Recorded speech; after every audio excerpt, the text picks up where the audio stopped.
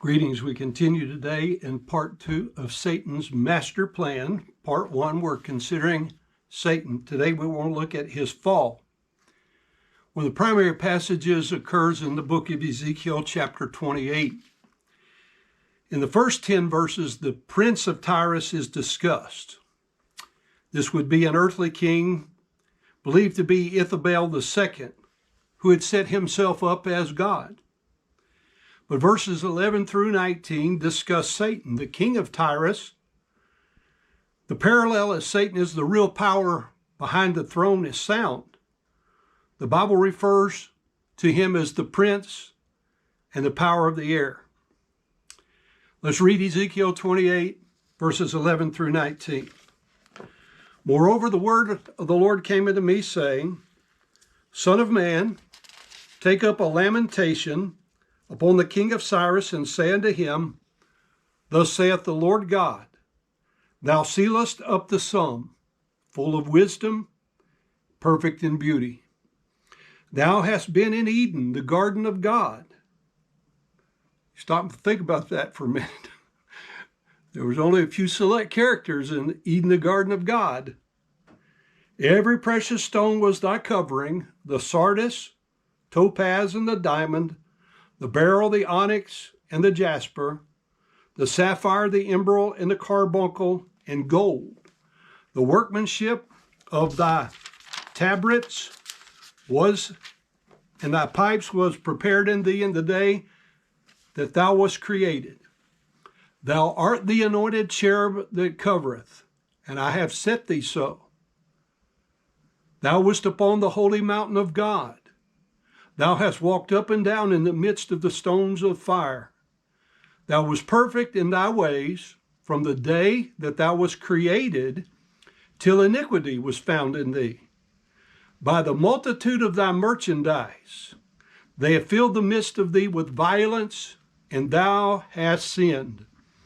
Therefore I will cast thee as profane out of the mountain of God, and I will destroy thee, O covering cherub, from the midst of the stones of fire. Thy heart was lifted up because of thy beauty. Thou hast corrupted thy wisdom by reason of thy brightness. I will cast thee to the ground. I will lay thee before kings that they may behold thee. Thou hast defiled thy sanctuaries by the multitude of thine iniquities, by the iniquity of thy traffic. Therefore will I bring forth a fire from the midst of thee. It shall devour thee.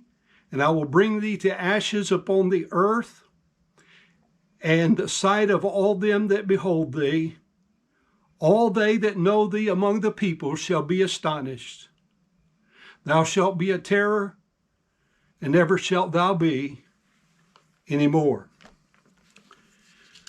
God created the heaven and the earth. When he did that, the angels, it said, witnessed and rejoiced over this event, according to Job 38, verses 4 through 7. Then, as we've read, Lucifer was placed over the creation as the anointed covering cherub. Ezekiel 28, 13 and 14 tells us that God created Lucifer a certain way to do a certain job, and then set him up, endued with the necessary wisdom to do that job. But verse 12 tells us that Lucifer was finished up to the measure, full of wisdom and perfect in beauty.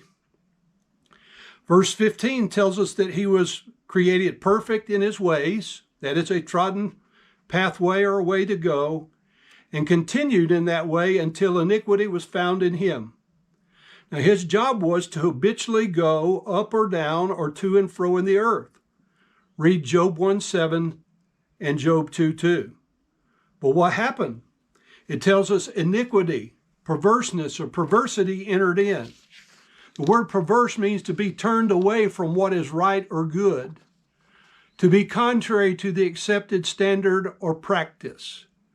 Ezekiel 28:16 says that Lucifer thus became filled with violence and sinned. Violence, furious or vehement to the point of being improper or unjust. And the cause was the abundance of the merchandise or the trafficking. How did it happen? His heart was lifted up. Ezekiel 28:17 says, he became high, haughty, or proud. The cause was his beauty. So then it tells us in verse 17 also his wisdom was corrupted. The cause was his brightness or his shining.